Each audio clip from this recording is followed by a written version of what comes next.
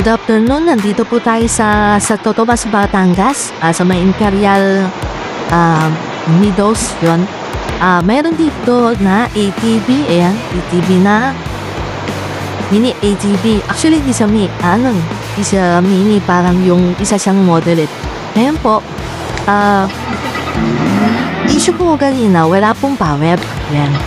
Wala pong power, ayan na naman po tayo. Yan. Kasi aminin man natin sa hindi, itong nabili po sale no sir, no, sa Lazada.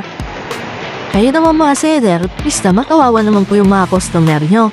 Dinowngrade na nga po ng supplier, ayan no, katulad yan. Nilagyan lang po ng maliit na battery, nilagyan ng 10 amps na board, peke yan, hindi yan totoo. 20 amperes na pero 10 amperes lang yan. Tapos, ayun na, basta downgraded na po siya. Tapos hindi nyo pa inayos kung anong laman.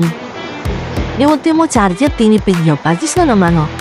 Oh, 6 volts. Ayan na lang po ito, yung maliit. Ayan, oh. Kaya dito, pang mini motor. Ganito, sa mini S. Oh.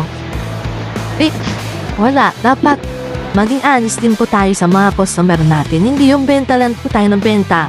Buwang pipig nyo, puro sale. Tapos, bagsak presyo, tapos sasabihin nyo pa, same quality as mall. Huwag na tayo magsinungaling, hindi totoo yun. Yun, ngayon, itama natin kasi para ano naman yung bata, kawawa naman.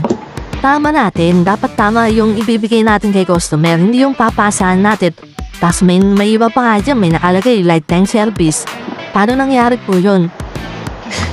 Lifetime, warranty? Kalokohan po yun. Huwag may papaniwala sa mga ganun. Ano lang po yan, pag nagkaroon ng problema, doon na po nyo malalaman yung sinasabi nilang lifetime warranty. Yun, check na natin. Yung i-upgrade po natin ito. Actually, hindi siya totally upgrade kasi yun po talaga yung nakalagay sa kanya. Dinowngrade lang ng supplier. Yan.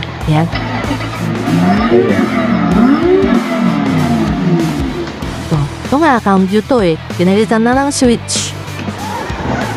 Oops. Saka mapapansin niyo sir, medyo lumasatak yan. Yan.